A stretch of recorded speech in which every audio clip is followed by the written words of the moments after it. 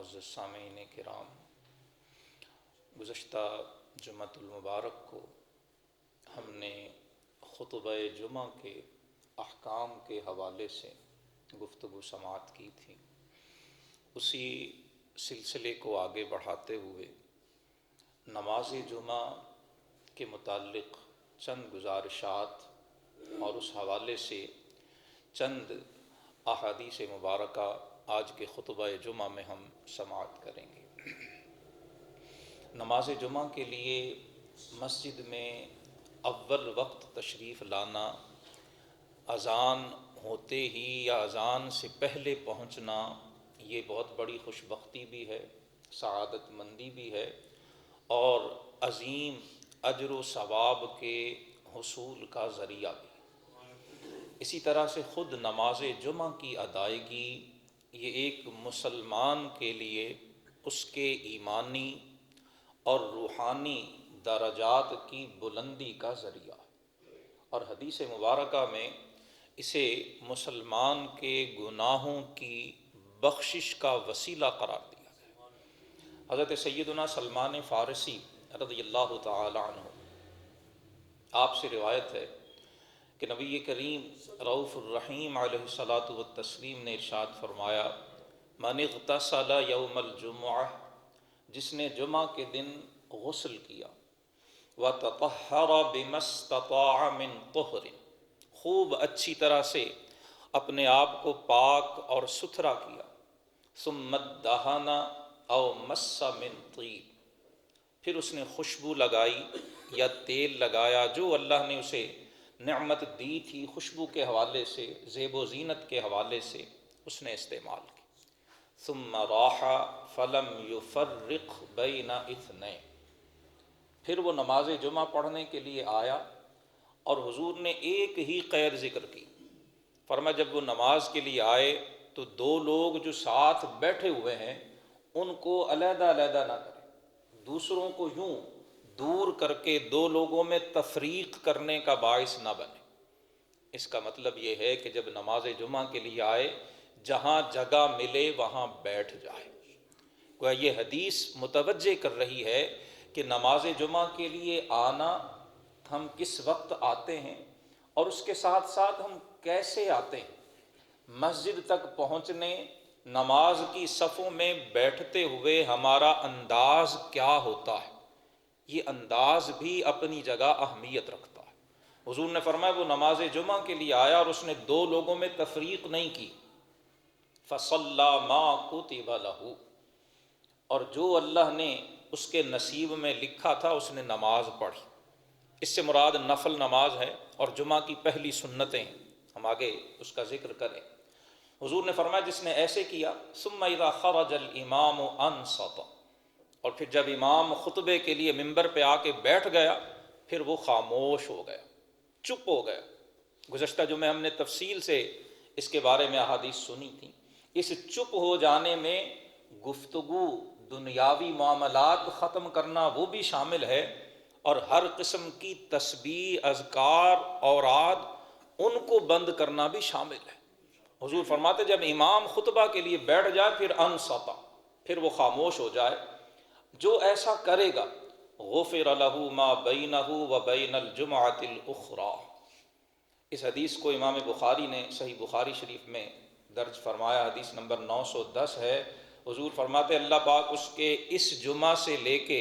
پچھلے جمعہ تک کے جو گناہ ہوں گے وہ سارے معاف فرما دے گا۔ اور صحیح مسلم شریف کی حدیث نمبر 857 ہے جس کے راوی حضرت ابو ہریرہ رضی اللہ تعالی عنہ۔ اس حدیث کے الفاظ اور جملے بھی کم و بیش یہی ہیں، مگر اس حدیث میں اہل ایمان کو اس سے بھی بڑھ کر بشارت عطا فرمائی۔ فرمایا جو اس انداز سے جمعہ کے لیے آئے اور امام جب خطبہ کے لیے بیٹھے خاموش ہو کر خطبہ سنے، نماز ادا کرے۔ حضرت ابو ہریرہ راوی ہیں کہ حضور نے فرمایا اس جمعہ سے لے کے پچھلے جمعہ اور 3 دن اس سے زیادہ، یعنی گزشتہ 10 دنوں کے گناہ اللہ پاک اس کے معاف فرما دیتا ہے۔ سو اس حدیث مبارکہ میں ایک تو ہمیں آ کے بیٹھنے کے انداز کی تعلیم دی گئی، اور دوسرا جس چیز کی طرف آج ہماری توجہ کم ہو رہی، ہمارے ہاں بعض لوگ یہ ذہن بنانے کی کوشش کر رہے ہیں اپنی گفتگو، اپنے خطبات، اپنے مختلف چینلز اور خصوصاً جو سوشل میڈیا کے چینل ہیں ان کے ذریعے کہ جی نماز میں صرف فرض پڑھ لینا کافی ہے، سنتیں اور نفل پڑھنے کی ضرورت نہیں ہے۔ یہ باقاعدہ کہا جا رہا ہے، لوگوں کو اس طرف راغب کیا جا رہا ہے، اور اس کے نتیجے میں دیکھنے میں آتا ہے کہ ہمارے خصوصاً نوجوان وہ صرف فرض پہ اکتفا کرتے ہیں اور سنت اور نفل کو ایک غیر ضروری چیز سمجھ کر اس سے آہستہ آہستہ دور ہوتے چلے جا رہے ہیں۔ یہ جو ذہن ہے یا یہ جو ترغیب اور تلقین ہے یہ دین کے مزاج کے خلاف ہے۔ یاد رکھ لیجئے، دین نے جہاں فرائض کی ادائیگی پہ زور دیا ہے اس کے ساتھ ساتھ سنن اور نوافل کی ادائیگی کی ترغیب دلائی ہے۔ رسول اللہ صلی اللہ علیہ وآلہ وسلم فرض کے علاوہ بھی کثرت سے نوافل بھی ادا فرمایا کرتے۔ اور ابھی یہ جو حدیث ہم نے سنی، اگر آپ نے غور کیا، اس میں بتایا یہ جا رہا ہے کہ جمعہ کے دن نہا دھو کے پاکیزہ لباس پہن کے خوشبو لگا کر مسجد میں آئے اور آ کر سب سے پہلا کام کیا کرے؟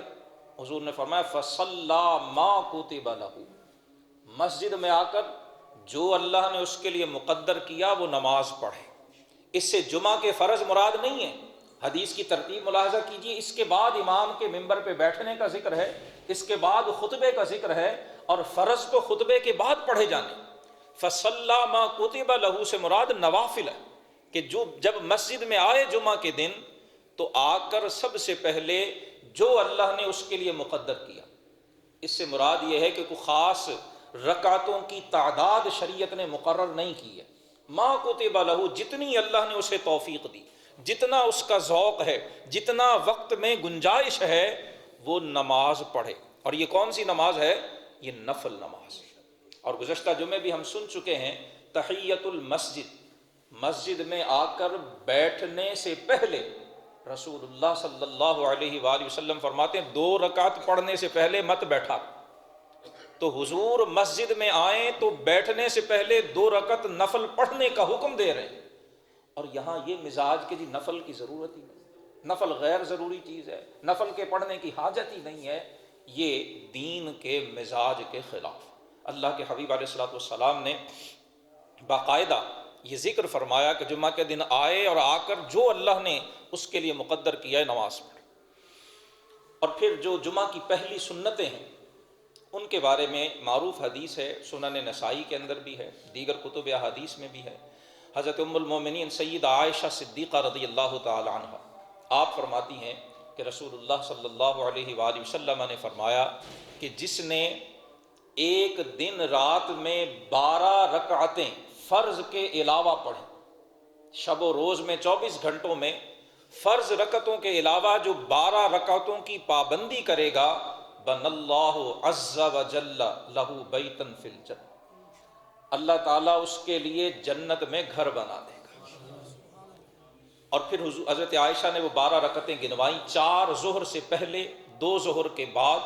2 مغرب کے بعد، 2 عشاء کے بعد اور 2 فجر سے پہلے، وہ جسے ہم سنت مؤکدہ کہتے ہیں۔ علماء احناف فرماتے ہیں کہ اس حدیث میں جمعہ اور غیر جمعہ کی کوئی تفریق نہیں کی گئی۔ ام المومنین حضرت عائشہ، حضرت ام سلمہ رضی اللہ تعالی عنہما دونوں سے مروی ہے، اور مطلقاً حضور نے فرمایا کہ جو بھی کسی دن رات میں، اور ان دن رات میں جمعہ کا دن اور رات بھی شامل ہے، لہذا جس طرح ظہر کی پہلی رکعتیں سنت مؤکدہ ہیں 4 جمعہ کے دن، اور وہ ظہر کی پہلی 4 رکعتوں کی سنت مؤکدہ ہونا اسی حدیث کی بنیاد پر ہے، اسی طرح جمعہ کے دن بھی نماز جمعہ سے پہلے جو 4 رکعتیں ہیں وہ سنت مؤکدہ ہیں، ان کی ادائیگی کا انتظام، اہتمام، شوق سے، محبت سے ادا کرنے چاہیے۔ یہ بشارت اللہ نے زبان نبوت سے دی ہے کہ جو ان مؤکدہ سنتوں کی پابندی کرے گا اللہ پاک اس کے لیے جنت میں گھر تیار فرما۔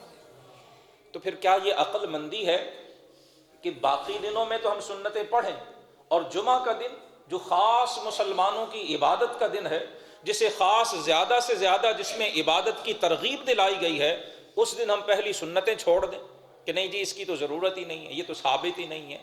یہ کہنا اگر لا علمی کی بنا پر ہو تو ثبوت عرض کر دیا۔ یہ سنن نسائی شریف کی حدیث ہے، سنن ابی داؤد میں بھی ہے، اور اوپر صحیح بخاری اور مسلم کی حدیث ہم سن آئے ہیں کہ حضور فرماتے ہیں کہ جب مسجد میں آئے جمعہ کے دن تیاری کر کے تو آ کر سب سے پہلا جو کام کرنا ہے وہ نماز پڑھنا ہے۔ اس میں سنت موقدہ بھی شامل ہے اور نفل بھی شامل ہے۔ پھر اسی طرح جمعہ کے بعد کی جو سنتیں ہیں ان کے بارے میں بھی احادیث میں تفصیل ذکر کی گئی ہے۔ پہلی حدیث حضرت سیدنا ابو ہریرہ رضی اللہ تعالی عنہ آپ سے مروی ہے، آپ فرماتے ہیں کہ نبی کریم رؤوف الرحیم علیہ الصلاۃ والتسلیم نے ارشاد فرمایا، من کان منکم مصلیا بعد الجمعہ فلیصلی اربعا۔ یہ صحیح مسلم شریف کی حدیث نمبر 881 ہے۔ حضرت ابو ہریرہ کہتے ہیں کہ آپ علیہ الصلاۃ والسلام کا ارشاد ہے کہ جو شخص تم میں سے نماز جمعہ کے بعد، یعنی جمعہ کے 2 فرض امام کے ساتھ پڑھ لیے، اب جمعہ کے فرض پڑھنے کے بعد جو نماز پڑھنا چاہے، حضرت ابو ہریرہ کہتے ہیں حضور فرماتے ہیں فلیصلی اربعا، اسے چاہیے کہ وہ 4 رکعتیں پڑھے۔ یہ حضرت ابو ہریرہ رضی اللہ تعالیٰ عنہ کی صحیح مسلم کی روایت ہے، حدیث نمبر 881۔ اور دوسری حدیث حضرت عبداللہ بن عمر رضی اللہ تعالی عنہما آپ سے مروی ہے کہ رسول اللہ صلی اللہ علیہ وآلہ وسلم کان لا یصلی بعد الجمعہ حتی ینصرف فیصلی رکعتین۔ اس حدیث کو امام بخاری نے صحیح بخاری میں حدیث نمبر 937 ذکر فرمایا، اور امام مسلم نے صحیح مسلم میں حدیث نمبر 882 ذکر کی۔ حضرت عبداللہ بن عمر رضی اللہ تعالی عنہما آپ فرماتے ہیں کہ رسول اللہ صلی اللہ علیہ وآلہ وسلم جب جمعہ کے فرض پڑھ لیتے تو حضور گھر تشریف لے جایا کرتے، اور گھر تشریف لے جا کے حضور 2 رکعتیں ادا کیا کرتے۔ حضرت ابن عمر نے 2 رکعتوں کا ذکر کیا، حضرت ابو ہریرہ نے 4 کا ذکر کیا، اور فقہ حنفی کی خصوصیت یہی ہے کہ امام الائمہ کاشف الغمہ امام اعظم ابو حنیفہ رحمہ اللہ آپ کوشش فرماتے کہ جس معاملے میں احادیث مختلف ہیں ایسا قول ذکر کیا جائے کہ تمام احادیث پر عمل ہو جائے۔ لہذا فقہ حنفی میں نماز جمعہ کے بعد 6 رکعتیں سنت موقدہ، 4 حضرت ابو ہریرہ کی اس روایت کی وجہ سے، اور 2 حضرت سیدنا ابن عمر رضی اللہ تعالی عنہما کی روایت کی وجہ سے۔ اور ان میں دونوں طرح سے اجازت ہے، پہلے 4 پڑھ لے پھر 2 پڑھ لے، یہ بھی جائز ہے، پہلے 2 پڑھے پھر 4 پڑھے، یہ بھی جائز ہے۔ اگرچہ افضل علماء نے لکھا ہے کہ پہلے 4 پڑھے جمعہ کے فرضوں کے بعد، اور پھر اس کے بعد 2 رکعتیں پڑھی جائیں۔ اس حدیث میں بھی ایک بات کہی گئی بڑے اہتمام سے، اور دیگر احادیث میں بھی اس پر بڑا زور دیا گیا ہے، اور ہمارے ہاں بدقسمتی سے بعض لوگ اس حدیث کی بھی مخالفت کرتے ہیں۔ ہم نے سنا حضرت ابن عمر رضی اللہ تعالیٰ عنہما فرماتے ہیں کہ حضور جمعہ کے فرض پڑھنے کے بعد گھر جا کے 2 رکعت پڑھتے تھے۔ اور ایک حدیث جو حضرت صائب بن یزید رضی اللہ تعالی عنہ آپ سے مروی ہے، امام مسلم رحمہ اللہ نے کتاب الجمعہ اس کے اندر حدیث نمبر 2042 یہ ذکر فرمائی ہے۔ نافع بن جبیر وہ کہتے ہیں کہ انہوں نے صائب بن یزید کی طرف کسی شخص کو بھیجا، اور صائب بن یزید جو صحابی رسول ہیں ان سے پوچھا کہ آپ کا حضرت معاویہ کے ساتھ کیا مسئلہ ہوا تھا، ہمیں اس مسئلے کے بارے میں بتائیے جس میں حضرت معاویہ نے آپ کی رہنمائی کی تھی، اور وہ مسئلہ نماز سے متعلق۔ صاحب کہتے ہیں کہ ہاں، میں نے صلیت معہ الجمعہ فی المقصورہ، میں نے حضرت معاویہ رضی اللہ تعالیٰ عنہ کے ساتھ مقصورہ میں نماز جمعہ ادا کی۔ مقصورہ یہ مسجد میں ایک حصہ بنا دیا جاتا تھا جہاں سیکیورٹی ریزنز کی وجہ سے امن و امان اور کسی کے حملے سے بچنے کے لیے حفاظتی انتظامات کیے ہوئے ہوتے، چھوٹی سی دیوار علیحدہ بنا دی جاتی تھی، یا لکڑی کی جالی وغیرہ بنا کر دوسرے کسی بھی شخص کا دوسری طرف جانا روک دیا جاتا۔ اور یہ خصوصاً مساجد میں جب سیدنا عمر فاروق رضی اللہ تعالی عنہ پر نماز کے دوران حملہ ہوا، اس کے بعد سے پھر یہ اقدام کیا گیا۔ یہ دور صحابہ میں مقصورہ جو امیر المومنین جو سربراہ حکومت ہوتے تھے، چونکہ ایک آدھ بار حملہ ہوا، سیدنا عمر فاروق پہ بھی ہوا، سیدنا علی المرتضیٰ پہ بھی نماز کے لیے جاتے ہوئے حملہ ہوا، تو یہ خدشات پیدا ہو گئے کہ دوران نماز کوئی سربراہ حکومت پہ حملہ نہ کرے۔ اس وجہ سے کر کے مقصورہ، یہ ایسی جگہ بنا دی جاتی تھی جہاں سربراہ مملکت اور ان کے ساتھ چند لوگ جماعت میں شریک رہتے تھے، مگر کوئی شخص بغیر محافظوں کی اجازت کے وہاں تک پہنچ نہیں سکتا۔ صاحب کہتے میں نے اس مقصورہ میں، اس مخصوص سیکیورٹی والے علاقے میں حضرت معاویہ کے ساتھ نماز جمعہ ادا کی۔ فلما سلم الامام، صاحب کہتے ہیں جب جمعہ کے فرضوں سے امام نے سلام پھیرا، قمت فی مقام، میں فوراً اپنی جگہ کھڑا ہو گیا جہاں بیٹھ کے میں نے جمعہ کے فرض پڑھے تھے۔ اپنی جگہ کھڑے ہونے کے بعد فصلیت، میں نے بعد والی جو سنتیں ہیں وہیں پہ کھڑے ہو کے پڑھنا شروع کر دی۔ فلما دخل، کہتے ہیں حضرت معاویہ اٹھ کر وہاں سے چلے گئے اور اپنی جگہ جہاں وہ تشریف فرما تھے جب وہاں بیٹھ گئے تو کسی کو میرے پاس بھیجا کہ جاؤ صاحب کو بلا کے لاؤ۔ کہتے میں حضرت معاویہ کی خدمت میں حاضر ہوا، حضرت معاویہ نے مجھے کہا لا تعد لما فعلت، یہ جو کام آج کیا ہے آئندہ یہ کام نہیں کرنا۔ صاحب کہتے ہیں میں نے جمعہ پڑھا، جمعہ میں جو ہی امام نے سلام پھیرا میں فوراً کھڑا ہو کے میں سنتیں پڑھنے لگ گیا۔ حضرت معاویہ نے بعد میں بلوایا اور بلوا کے کہا کہ جو کام آج کیا ہے آئندہ لا تعود لما فعلت، دوبارہ ایسا کام مت کرنا۔ اور پھر حضرت معاویہ نے وضاحت کی اذا صلیت الجمعہ فلا تصلها بصلاة حتى تکلم او تخرج، کہ صاحب جب نماز جمعہ کے فرض پڑھ لو تو اس کے فوراً بعد دوسری نماز سنت نفل وغیرہ شروع مت کیا کرو جب تک کسی سے گفتگو نہ کر لو یا اپنی جگہ سے اٹھ کر باہر نہ چلے جاؤ، مسجد سے نکل نہ جاؤ۔ کیوں؟ فإن رسول اللہ صلی اللہ علیہ وآلہ وسلم امرنا بذلک انہ لا توصل صلاة بصلاة حتی نتکلم او نخرج۔ حضرت معاویہ کہتے ہیں کہ رسول اللہ صلی اللہ علیہ وسلم نے ہمیں یہ حکم دیا کہ ہم ایک نماز کے فوراً بعد دوسری نماز، اور یہاں شارحین نے لکھا ہے کہ یہاں ایک نماز سے مراد فرض ہے، فرض نماز کے فوراً بعد سنتیں اور نفل بغیر وقفہ کیے، بغیر کوئی گفتگو کیے اور بغیر اپنی جگہ سے کہیں اور جائے جگہ تبدیل کیے بغیر وہیں پہ کھڑے ہو کر فرضوں کے فوراً بعد سنتیں اور نفل، رسول اللہ صلی اللہ علیہ وسلم نے اس سے منع کیا۔ ہمارے ہاں بھی جمعہ کے دن دیکھنے میں آتا ہے کہ بعض احباب جو ہی جمعہ کے فرضوں کا سلام پھیرا جاتا ہے وہ فوراً کھڑے ہو کر سنتیں پڑھنا شروع کر دیتے۔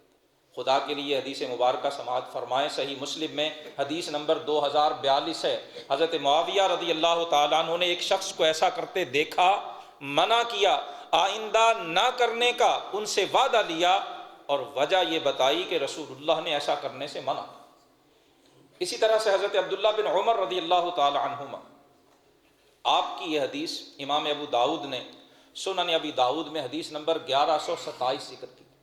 کہ حضرت عبداللہ بن عمر نے رأى رجلا يصلي رکعتین یوم الجمعہ فی مقام، حضرت ابن عمر نے ایک شخص کو دیکھا کہ جمعہ کے فرض پڑھے ہیں، فرض پڑھتی فوراً کھڑے ہو کر اس نے 2 نفل پڑھنا شروع کر دیے۔ حدیث میں ہے فدفعہ، دفع کا مطلب ہے کسی کو دھکیلنا، پش کرنا۔ حضرت ابن عمر نے ایسا کرنے والے کو دھکیلا، منع کیا، فرمایا یہ طریقہ ہمارا طریقہ، یہ رسول اللہ کا سکھایا ہوا طریقہ نہیں ہے کہ فرضوں کا سلام پھیرتے ہی فوراً کھڑے ہو جاؤ اور کھڑے ہو کر سنتیں یا نفل شروع کر دینا، یہ رسول اللہ صلی اللہ علیہ وسلم کا سکھایا ہوا طریقہ نہیں ہے، اللہ کے رسول نے اس سے منع کیا۔ یہ 2 احادیث ہیں، ایک صحیح مسلم کی عرض کر دی، دوسری سنن ابی داؤد کی، تیسری حدیث اسے بھی امام ابو داؤد نے سنن ابی داؤد میں حدیث نمبر 1006 اور سنن ابن ماجہ میں حدیث نمبر 1427، یہ دونوں صحاح ستہ کی کتاب، ان دونوں میں حضرت ابو ہریرہ رضی اللہ تعالی عنہ سے مروی کہ رسول اللہ صلی اللہ علیہ وآلہ وسلم نے ارشاد فرمایا اَيَعْجِزُ أَحَدُكُمْ أَن يَتَقَدَّمَ أَوْ يَتَأَخَّرَ أَوْ عَنْ يَمِينِهِ أَوْ عَنْ شِمَالِهِ فِي الصَّلَاةِ، کہ کیا تم اس سے بھی عاجز ہو کہ جب فرض نماز پڑھ لو تو تھوڑا آگے بڑھ جایا کرو یا پیچھے ہٹ جایا کرو یا دائیں ہو جایا کرو اور یا بائیں ہو کر پھر نفل یا سنتیں پڑھا کرو۔ یہ 3 احادیث، اس کے علاوہ دیگر بھی احادیث اور صحابہ کے آثار ہیں، فرض پڑھتے ہی، وہ جمعہ کے فرض ہوں یا نماز پنجگانہ میں سے کوئی فرض ہو، فرض پڑھتے ہی فوراً اسی جگہ پہ کھڑے ہو کر سنتیں اور نفل شروع کر دینا، یہ طریقہ اچھا نہیں۔ اور صحیح مسلم کی حضرت معاویہ رضی اللہ تعالیٰ عنہ کی جو حدیث ہم نے سماعت کی، اس میں فرمایا کہ جب تک ہم کوئی کلام نہ کر لیں، یہ جو نماز پنجگانہ خصوصاً فرض کے بعد دعا کا وقفہ کیا جاتا ہے، اس وقفے میں ایک حکمت یہ بھی ہے کہ جب یہ وقفہ ہو جاتا ہے، ذکر کر لیا جاتا ہے، درود پاک پڑھ لیا جاتا ہے، دعا مانگی جاتی ہے، تو اب فرض اور سنتوں کے درمیان گیپ، وقفہ، جس کا ان احادیث میں حکم دیا گیا۔ سو یہ جو طریقہ جاری ہے، رسول اللہ صلی اللہ علیہ وسلم کے زمانے میں ایسا نہیں ہوتا تھا، لیکن